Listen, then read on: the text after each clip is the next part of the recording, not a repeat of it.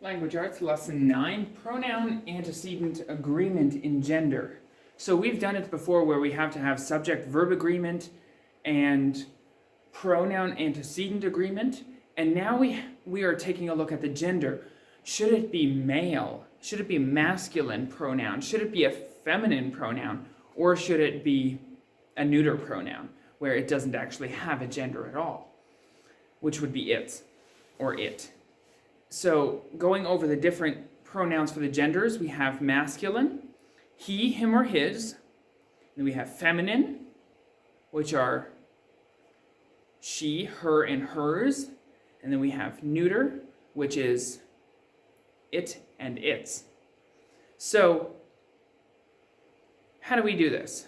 Anytime it's actually talking about a male, or a man, or a guy, or a dude, or whatever, then we use a masculine one.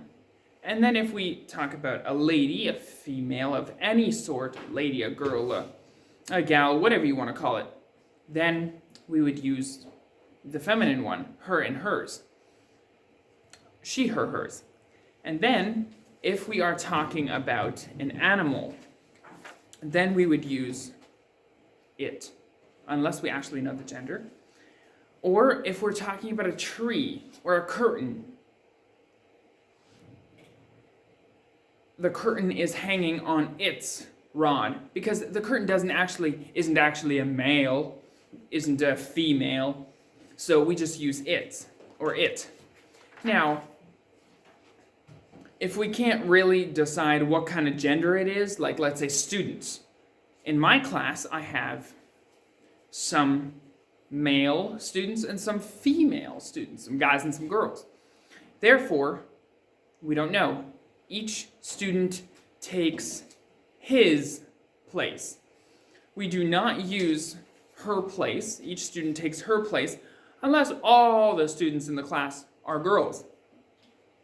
And it is becoming more and more traditional to use their, but it's absolutely proper to use a masculine when there's a group and we don't actually know what gender they are.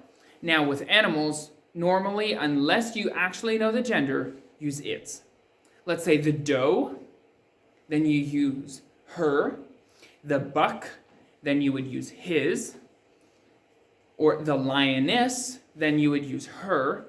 The lion, then it's a little more debatable which one it is. So number 1 to 3, you know how to do that. Just write masculine, feminine, or neutral, or neuter in there.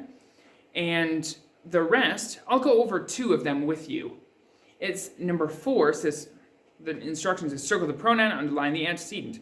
To sleep, an Alaskan Malamute curls up so his or its tail covers its or his nose.